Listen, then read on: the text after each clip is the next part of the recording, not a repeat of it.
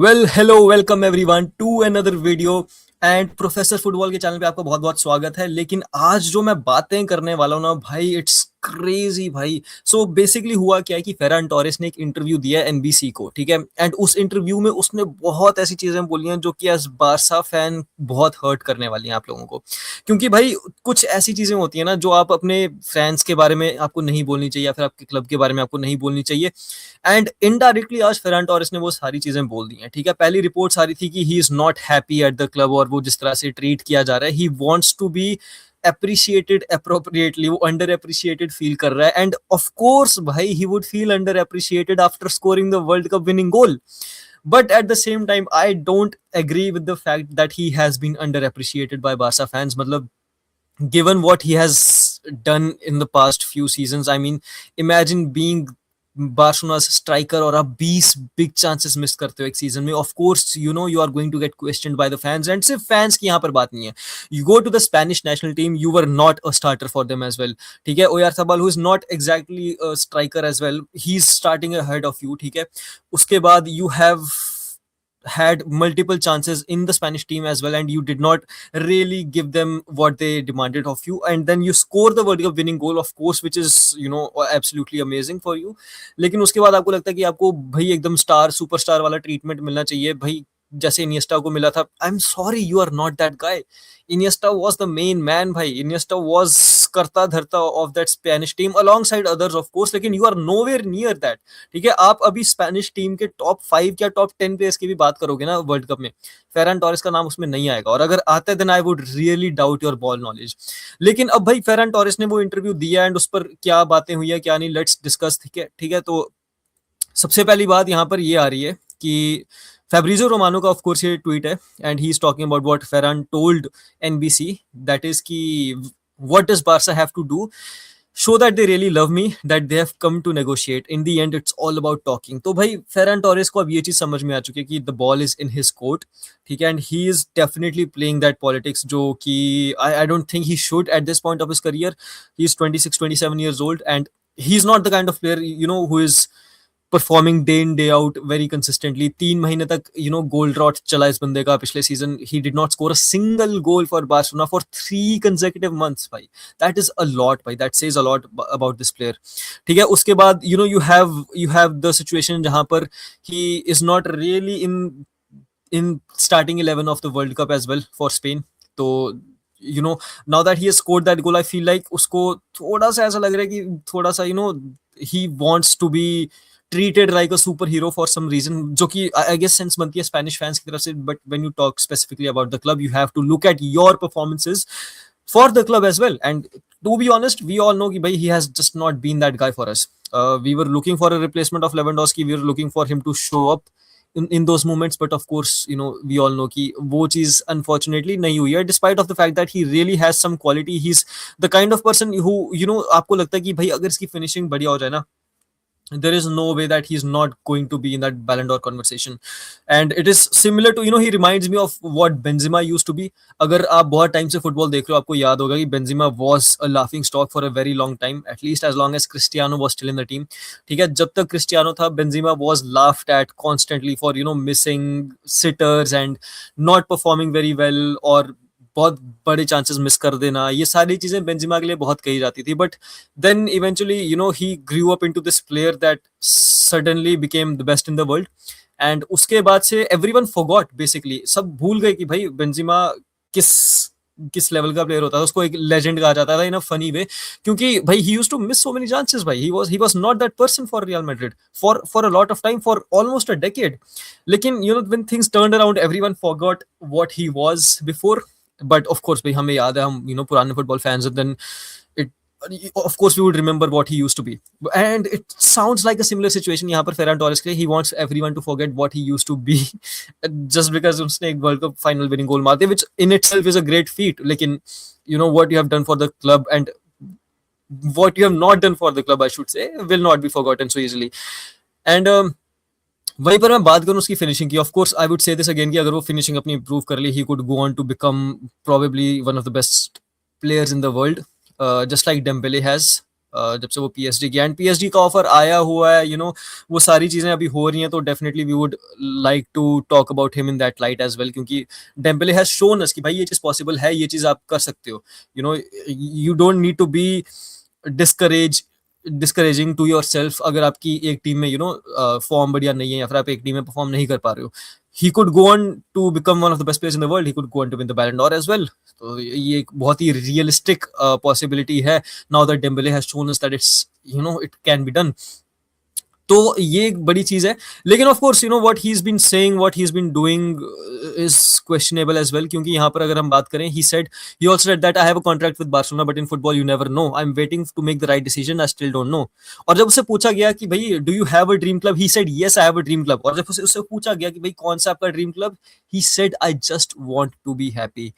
और guys, I'll be very honest with you. I remember, I think it was Johan Cruyff जिसने एक बार ये quote बोला था कि don't think that if you don't think that Barca is the best team in the world and you don't think कि भाई तुम यहाँ पर रहना, यह रहकर तुम अपनी करियर के बेस्ट फीट अचीव कर चुके हो, then I don't think that you deserve to be in this club. And I think it's the same thing for Ferran Torres. It's not really about कि हमें एक forward चाहिए आगे जाकर and all that. It's simply about the fact that he has disrespected the club with the way he has conducted himself, ठीक है, पिछले एक महीने में, and I think it's a high time that we should probably move on from him. And I personally want him to be sold within this transfer window. There's no point of keeping him and trying to convince him कि भाई हमारे पास forward नहीं है, तो एक season के लिए contract extend कर ले, 2 सीजन के लिए कर ले, तू फ्री में चाहे चले जाइए अगले सीजन लेके, एक सीजन रुक जाए. आई डोंट थिंक सो भाई, जस्ट कैश हिम इन भाई, get Vlahovic, I don't care at this point भाई, फ्री में व्लाहोविच भी आ जाए, I am more than happy to accept him as a Barca player. वो बंदा पे कट लेने को तैयार है भाई, ही सेड इट आउट, ठीक है, पब्लिकली ये स्टेटमेंट अब रजिस्टर हो चुकी है कि Vlahovic is ready to take a pay cut.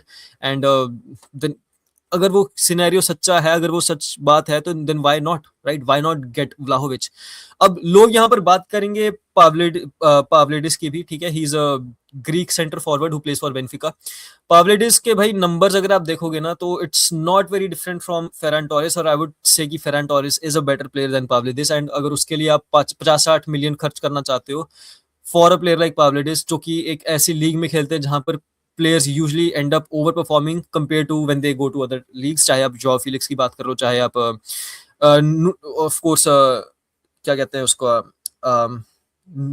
Nunez की बात कर लो, डार्विन नूनियस की बात कर लो, सेम सिनेरियो था उसका, ठीक है, बेनफिका के लिए ही was not that great of a player, 40 million तक एक्सपेक्ट कर रहे थे, but Liverpool came in and give huge amount of money and they were surprised कि उन्होंने इतना दे दिया. And we all saw what happened with Nunez, and I think it's the same thing with Pavlidis as well. He's not that great of a player, and uske big chances missed dekhoge, it's close to 15-20 big chances missed. He hasn't really scored that many non penalty goals as well. तो भाई अगर इतने 50-60 million खर्च करके भी आपको same वैसे striker लाना है जो फेरन टोरेस के लेवल का हो, या फिर शायद उससे भी नीचे, then I don't think it's worth it. वही अगर मैं बात करूं व्लाहोविच की, भाई again Vlahovic is not doing very well either, ठीक है, मतलब यूवेंटस में भी उसका कॉन्ट्रैक्ट रिन्यू नहीं हुआ बिकॉज उसके पे जो डिमांड वो कर रहा था, it was close to what he was already earning, and given his form, given his performances, वो यूवेंटस को लगा कि उतना डिजर्व नहीं करता है, so they had to let him go. अब एट द सेम टाइम भाई व्लाहोविच का अब सीन ये है कि वो फ्री एजेंट है, ठीक है. पावलिदिस पे अगर आप 50-60 मिलियन ट्रांसफर पे खर्च करोगे, आई वुड रादर प्रेफर कि आप 5-10 मिलियन साइनिंग बोनस देकर व्लाहोविच को अगर ला सको तो ले आओ, क्योंकि I don't think there is any point of trying to bring Pavlidis उतना ही खर्च करके, and then you would see same underwhelming performances. I know भाई उसने हमारे खिलाफ हैट्रिक स्कोर की थी यूसीएल में, but that was it about him. उसने उसके अलावा और कुछ ऐसा किया नहीं पूरे सीजन में जिसके लिए आप उसको कहो कि he was great, exceptional and all that. तो I feel like कि भाई Pavlidis is not something that we should look into. Vlahovic, considering that he's free agent, that's the only reason I would want कि हाँ ठीक है, we can go and gamble upon him. And now I will talk about the elephant in the room, जिसके बारे में हर कोई बात करना चाहता है, Osimhen, of course. I feel like Osimhen is a kind of player जो कि बारसा को completely turn around कर सकता है, ग्लोबल फोर्स दोबारा से बना सकता है. He is that kind of player जो कि हमको एक एक सुपरस्टार लेवल की, एक और सुपरस्टार की जो जरूरत है, क्योंकि right now we have Yamal, we have Pedri, but if you look at Real Madrid, they have Vini, they have Kylian Mbappe, they have Jude Bellingham. उनके पास 3 ऐसे प्लेयर्स हैं जो कि वर्ल्ड के बेस्ट प्लेयर्स कंसीडर किए जाते हैं. हमारे पास अगर मैं बात करूं, आई don't see anyone else apart from Yamal and Pedri. Yes, we can talk about Kubarsi, but अगर मैं अटैक और मिडफील्ड की बात करूं तो we don't have anyone else. Rafinha is, of course, he's struggling with injuries, so he's not that player anymore. We have to see how he performs this season before we can make that statement. लेकिन ओसिमन के आने से भाई things would really turn around. He's one of the best strikers in the world and he has no business playing for Galatasaray. ठीक है. And अब बात ये आ रही है कि Galatasaray की जो हम पहले सोच रहे थे कि भाई 140 मिलियन 150 मिलियन उसका प्राइस हो सकता है, अब वो प्राइस गिरकर 65 to 75 मिलियन आ चुका है. मेरे भाई इमेजिन यार, अगर हम ओसिमन को इतने प्राइस पर साइन कर लेते हैं तो बहुत ही बढ़िया चीज होगी. लेकिन of course it's easier said than done, especially when it's about Victor Osimhen. और ऐसा मैं क्यों कह रहा हूं, क्योंकि भाई मल्टीपल रिपोर्ट्स हैं इस बारे में कि Osimhen is not the kind of player who is going to settle for a lower salary. ठीक है. ऑफ कोर्स अभी वो नेट अर्न कर रहा है 15 मिलियन यूरोज गैलाटासराय में. एंड अगर आपको उतना ही नेट उसको प्रोवाइड करना है स्पेन में, you would have to pay him 30 million euros, क्योंकि स्पेन में टैक्सेशन बहुत ही भारी है. And of course that is going to affect our whole operation and our whole mission of getting a center forward as well, especially for someone like Victor Osimhen. क्योंकि भाई अब बात ये आ जाती है कि उस बंदे के साथ और भी प्रॉब्लम्स एसोसिएटेड हैं. For example his image rights.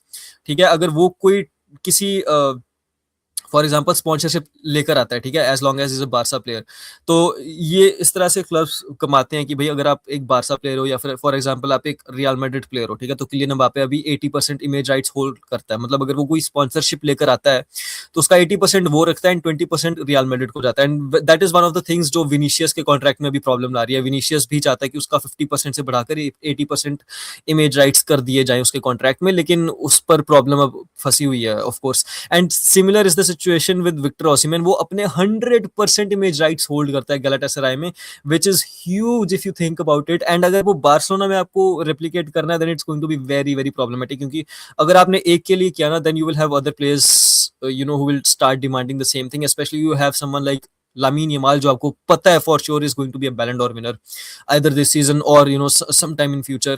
तो अगर उसके साथ भी सेम आपने प्रॉब्लम्स शुरू कर दिया. And we all know Yamal की फैमिली थोड़ी सी प्रॉब्लमेटिक रह चुकी है पास्ट में. They demand for free private flights and things like that. तो ये सारी चीजें ऑलरेडी हो रही हैं क्लब में. यू नो हम यमाल को हैंडल कर रहे हैं अभी अच्छे से, बट व्हेन विक्टर ओसिमन कम्स, अगर उसकी सैलरी डिमांड उस हिसाब से होगी, उसके इमेज राइट्स की डिमांड उस हिसाब से होगी, बोनसेस की डिमांड उस हिसाब से होगी, you will have to do it for Yamal and other players as well, which will be a huge problem going forward. इसीलिए you have to think twice before you make a move for someone like Osimhen. अगर वो अपने image rights को 50% पर लाता है, अगर वो अपने बोनसेस को एक स्टडी you know amount पर रखता है, and if he is able to or he is willing to take a pay cut, you know again we are demanding a lot from someone like Osimhen, तो हम ये सारी चीजें expect करने के बाद सोच सकते हैं कि हाँ he can be a Barcelona player. but to be very honest, I think we all know कि भाई बार्सिलोना के लिए that's not going to be possible कि हम ये सारी चीजें उसको पे करें and then ये सारी चीजें मैनेज करें यमाल के साथ भी. इसीलिए आई डोंट फील लाइक कि भाई ओसिमन वाली डील एक्चुअली पॉसिबल होगी, एक्चुअली मटेरियलाइज हो पाएगी. अब मैं वहीं पर बात करूं, अगर for example let's say premier league clubs की, ठीक है, तो मैं आपको यहाँ पर रिपोर्ट पहले दिखा देता हूँ. यैपिंग बहुत सारी कर ली, but I will show you report. उससे पहले मैं एक चीज ये भी बोलूंगा कि हांसी फ्लिक ने भी ये चीज बोली थी इंटरव्यू में. आज की बात है ये कि we have to wait, I have a lot of confidence in Deco. ये बात हो रही है स्ट्राइकर की, ठीक है, तो स्ट्राइकर के बारे में उससे पूछा गया and he said we have to wait, I have a lot of confidence in Deco, we know we have to do something, it also depends on Ferran Torres, we will see. तो ये जो इस एक पहले जो इसने line बोली ना, we know we have to do something, this shows कि भाई वो बोर्ड पे प्रेशर डालने की कोशिश कर रहा है. ही इज एक्नॉलेजिंग इट कि भाई हमें चाहिए स्ट्राइकर. मैं ये अब नहीं संभालने वाला हूँ जैसे पिछले सीजन हो गया था कि भाई चलो कोई बात नहीं, मैं यू नो प्लेयर को उनकी मेकशिफ्ट पोजीशन में खिलाकर किसी तरह से इधर का उधर करके मैं मैनेज कर लूंगा. अब वो चीज नहीं होने वाली है. We have seen this before. Hansi Flick ने ये चीज करने की कोशिश की थी and he did it for a great extent, to a great extent, लेकिन of course he's not going to continue doing that, which is a great thing as well, क्योंकि भाई आई थिंक इट्स टाइम कि अब club का जो board है ना वो हैंसी फ्लिक को सपोर्ट करे, क्योंकि हैंसी फ्लिक ने बहुत करके दिखा दिया with the players he had. He is already over performing our expectations, board's expectations, everyone's expectations. तो अब टाइम है कि हम हैंसी फ्लिक को वो सपोर्ट दें so that he can go on to challenge for Champions League as well. ठीक है. एंड आई बिलीव कि बार्सिलोना बहुत टाइम से जूलियन अल्वारेज के पीछे पड़ी हुई है फालतू में, हम सबको लगता है कि भाई छोड़ देना चाहिए, but I think the club is still holding on to it is because Hansi Flick is quite rigid about this transfer. I think Hansi Flick has made it clear to the board कि भाई मैं बिना transverse के बहुत कुछ कर चुका हूँ. Now it's time that the club shows up for me and he is demanding for Julian Alvarez. That is the only logical explanation जो मेरे दिमाग में आती है कि why we are still trying to get Julian. ठीक है. अब यहाँ पर सवाल उठता है कि भाई क्या हम जूलियन को एक्चुअली ला सकते हैं या नहीं. तो भाई उसके लिए मैं आपको पहले ये चीज दिखा दूं कि जूलियन की अगर मैं बात करूं तो उसके न्यूज ये है कि उसके एजेंट्स हैं वो ट्रैवल करेंगे Barcelona this week, within this week to meet with the board या फिर जो भी रिप्रेजेंटेटिव्स होंगे क्लब के. जूलियन एल्वारेज के एजेंट्स की यहाँ पर बात हो रही है. ठीक है. और ये ऑब्जेक्टिव रहेगा कि भाई किस तरह से हम स्ट्रैटेजाइज करें इस पूरे मूव को, और अगर अर्जेंटाइन की साइनिंग हो सकती है बार्सिलोना के लिए तो किस तरह से हो सकती है. राइट. अब बात कर लेते हैं यहाँ पर, coming back to what I was talking about Victor Osimhen. Osimhen के लिए Barcelona is not the only club in market. In fact जब आप आउट ऑफ बार्सिलोना मीडिया अगर आप देखोगे तो ओसिमेन की कोई बात भी नहीं कर रहा है बार्सिलोना के लिए. बार्सिलोना के साथ कोई मतलब कोई तार नहीं जुड़ रहे हैं, कोई बातचीत नहीं हो रही है. बातचीत हो रही है तो दो क्लब्स की, that is Chelsea and Tottenham Hotspurs. अब देखो भाई चेल्सी का ये है कि भाई उनके पास ऑलरेडी 6-7 फॉरवर्ड्स पड़े हुए हैं. दे ऑलरेडी साइंड एन एजेड क्या कहते हैं सेंटर फॉरवर्ड डैनी वेलबैक. ठीक है. ऊपर से उनके पास जोआओ पेड्रो है, परफॉर्मिंग वेरी वेल. उनके पास डिलाप भी है जो कि उन्होंने रखा हुआ है बस. ठीक है. तो I don't see them trying to go all in for Osimhen, to be very honest. और अगर वो करते हैं देन आई थिंक बार्सा के लिए जोआओ पेड्रो वाला डोर ओपन हो जाएगा कुछ हद तक, लेकिन I don't see that happening to be very honest. लेकिन Tottenham Hotspurs looks like a real competition right now, or they are the favorites at this point. They are the only club that are in that conversation of actually signing Victor Osimhen, जिन्होंने actual में ये भी reports आई है कि उन्होंने already एक 55 million के round की बिड सबमिट कर दी थी. अब वो 65 के लिए ट्राई करेंगे, लेकिन Galatasaray is hoping to go up to 75 और उससे भी ऊपर जा सकती है. अब यहाँ पर बात ये आ रही है कि स्पर्स की अगर हम बात करें तो they are preparing to step up their pursuit of Galatasaray striker Victor Osimhen. Spurs received the approval to begin formal negotiations and believe personal terms would not be a major issue. अब ये एक बहुत बड़ी line है क्योंकि भाई Barcelona की सारी सुई अटकी हुई है पर्सनल टर्म्स पे. हमारे लिए ट्रांसफर फीस अब एक प्रॉब्लम नहीं है, जो कि पहले लग रहा था 120, 130, 140 तक जा सकती है. अब न्यूज आ रही है कि 65 to 75 मिलियन में क्लब मान जाएगा, लेकिन पर्सनल टर्म्स सबसे बड़ी प्रॉब्लम है. And being a Premier League club Spurs के लिए वो प्रॉब्लम नहीं है, डिस्पाइट ऑफ द फैक्ट कि वो पिछले 2 सीजन से रेलीगेशन बैटल में है. नाउ इट इज अनफॉर्चुनेट कि भाई किस तरह से ये सारी ट्रांसफर मार्केट परफॉर्म करती है या फिर how the whole system works in benefit of premier league clubs, but it is what it is. ठीक है. हम रो नहीं सकते इस बारे में, जो है सो है. राइट. तो अब यहाँ पर सवाल ये उठता है कि क्या विक्टर ओसिमहेन टॉटनहैम ज्वाइन करना चाहेंगे over FC Barcelona. Now this is something that of course it comes down to his personal goals. अगर he wants to be more financially astute going forward then of course I think Spurs is a better option for him. लेकिन अगर वो बेट लेना चाहते हैं, if he wants to risk his his career on, or his finances, not his career but his finances on the line, then I think Barcelona is a better option. और ऐसा कोई है भी नहीं कि भाई वो अपने फाइनेंस को बहुत ज्यादा रिस्क करेगा. वो मतलब उसका हाँ अर्निंग थोड़ी ड्रॉप हो सकती है टेम्पररीली, बट इमेजिन अगर वो स्पर्स में अभी जितना कमा रहे उतना जाकर कमाए. ठीक है.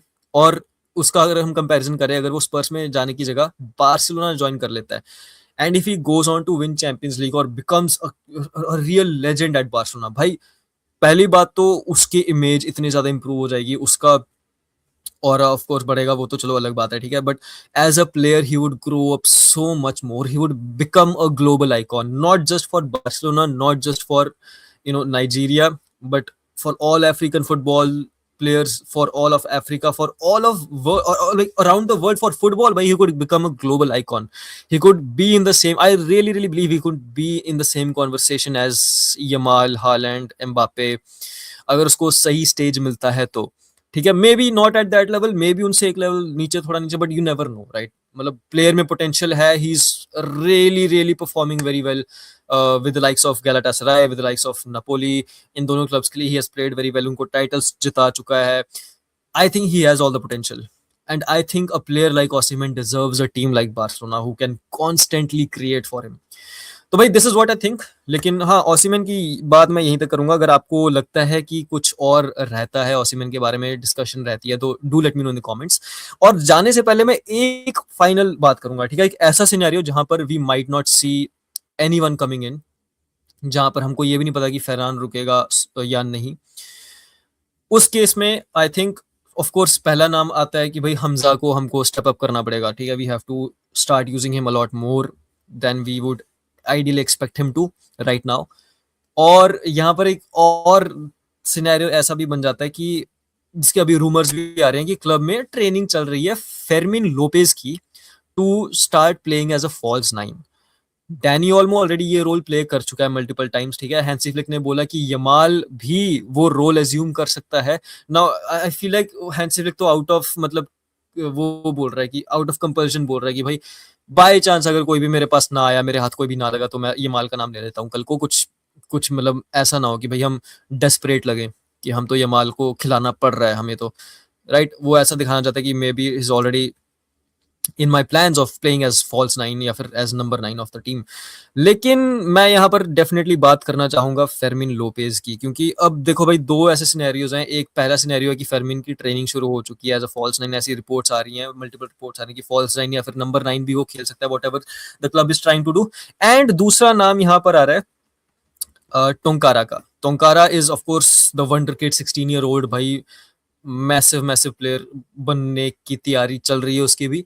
And he can play as a 10। ऐसी रिपोर्ट्स आ रही हैं कि भाई he could be promoted to the first team. Of course I think we all believe that he will be featuring in La Liga or you know in some competition for first team in this season। लेकिन as a 10 की भी बात हो रही है, और ऐसी भी बात की जा रही है कि भाई हम उसको ट्रेन कर सकते हैं, we can start training him to become a number 9 and he could really perform very well at that position। I don't want to step ahead and you know claim कि भाई हाँ ये चीज पक्का हो जाएगी या फिर ये होनी चाहिए या नहीं। I would definitely want him to see at that position, at number 10 position। और फेरमिन की जहां तक बात है भाई, he is one of my most favourite players इस टीम में। उसने अपनी एक्सपेक्टेशन से कई गुना ज्यादा परफॉर्म किया है, and of course we know he is all in, he is locked in at this point, क्योंकि वर्ल्ड कप मिस किया बेचारे ने। and to see your team win without you is of course very hurtful। he is going to use it as a fuel। हम उसकी training videos देख रहे हैं, he seems fit, he seems all right, he seems like he's ready for the new season। और I would love to see him play that false 9 या फिर that number 9 role, at least for you know for trying, at least मतलब for the sake of trying। I would love to see him at that role, चाहे कुछ time के लिए, कुछ games के लिए देखने को मिले। बट भाई ये बंदा, he was not playing every single game पिछले सीजन, ठीक है? he was injured as well and there were moments जहां पर Dani Olmo was ahead of him in the pecking order। उस सब के बावजूद फेरमिन Lopez ended the previous season with 30 goal involvements। 30 goal involvements for Barcelona as an attacking midfielder। भाई ये world class numbers हैं। I am telling you this player, the world is not ready. भाई हम बात करते हैं यमाल की, हम बात करते हैं पेड्री की, हम बात करते हैं ब्रेकआउट स्टार्स की जो हो सकते हैं सीजन, फॉर एग्जांपल बेर्नाल हो गया। आई एम टेलिंग यू भाई फेरमिन ये पिछले 2 सीजन से ऑलरेडी फाड़ रहा है, but we are not ready for what he is capable of becoming. भाई he's definitely going to be one of the best players in the world। I'm telling you, bhai, he's one of my favorite players। We don't know what's in for him, but definitely bhai I'm very excited for this young lad and to see how he can perform। बाकी भाई अब आपको जो भी आपके opinions हैं, do let me no in the comment section. I am very excited for this new season. आगे एक महीने में क्या होने वाला है क्या नहीं, ये भी इंटरेस्टिंग रहेगा देखना। ला लीगा अगले 2 हफ्ते में शुरू हो रही है, विच इज अनदर मतलब हेडेक कह लो या फिर कह लो कि भाई एक्साइटमेंट भी है, एट द सेम टाइम थोड़ा सा कंसर्न भी है कि भाई ट्रांसफर्स किस तरह से जाएंगे। But we will all see कि भाई किस तरह से चीजें पैन आउट होती हैं, right? And I will be here to cover it all. I hope you will be here as well. तो अगर मेरी वीडियोस दोबारा से देखना चाहते हो, I want to post very consistently from now onwards, तो डू कनेक्ट विद मी। उसके लिए भाई आप मेरा चैनल सब्सक्राइब करिए, वीडियो को लाइक करिए, शेयर करिए, कमेंट करके मेरे को जरूर बताना भाई what is your opinion. I really want to know your opinion on you know all that I have talked about in this video. मैंने मिडफील्डर्स के बारे में एक वीडियो साथ ही में पोस्ट की है इस वीडियो के साथ में, you can check it out on my channel as well. And do let me know what you think about what is going on in the midfield of Barcelona as well। मैंने उसमें Rodri की बात की है, मैंने उसमें Bernal का जो ऑफर है उसकी बात की है। तो yeah, that's that's what it is भाई। तो I will see you in the next video. Thank you so much for joining and good bye.